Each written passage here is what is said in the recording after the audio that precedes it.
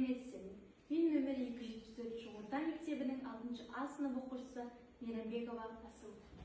Бүгінгі осы ғылыми жобадағы тақырыбым қауіпсіз сұрыптау, табиғатты аялау тақырыбы. Қазіргі заманда экологиялық мәселелер бүкіл әлемді алаңдатып отырған өзекті тақырыптардың бірі болып табылады.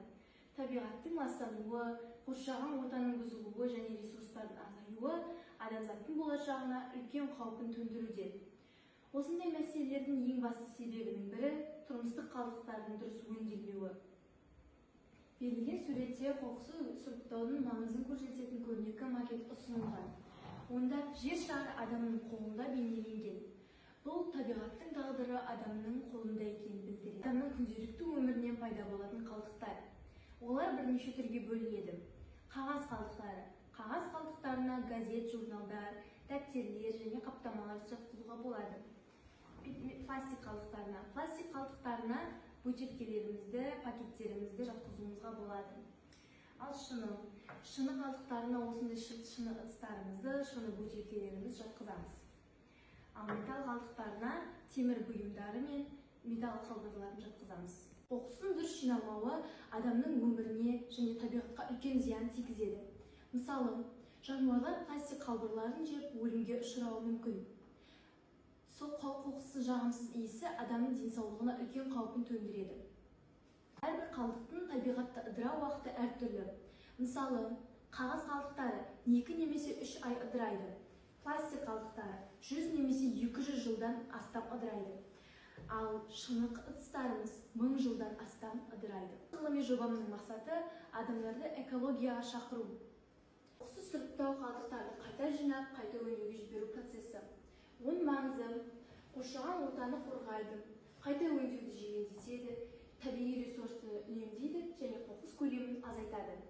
Қайта өңдеу қалдықтарды жаңа өнімге айналдыру процесі. Мысалы, қағаздан жаңа дәптерлер алынады, пластиктен жаңа бөтелкелер алынады, ал шыныдан болса жаңа ыдыстарды алуымызға болады, ал металдан жаңа бұйымдар алынады. Экологиялық мәдениет адамның табиғатқа деген жауапкершілігі.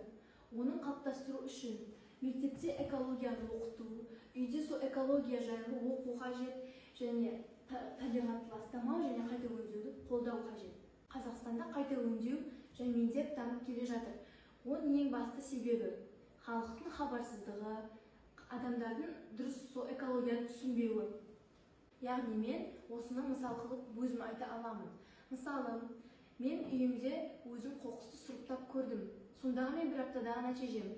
Пластик 45% шықты, органикалық қалдық 30%, қағаз 15%, металл және шыны 10% қоқыс шықты. Және де мен осы эксперимент арқылы сол қоқыстың қайта өңдеуге жарамды екенін анықтадым. Табиғат біздің қолымызда және оны сақтау біздің міндетіміз.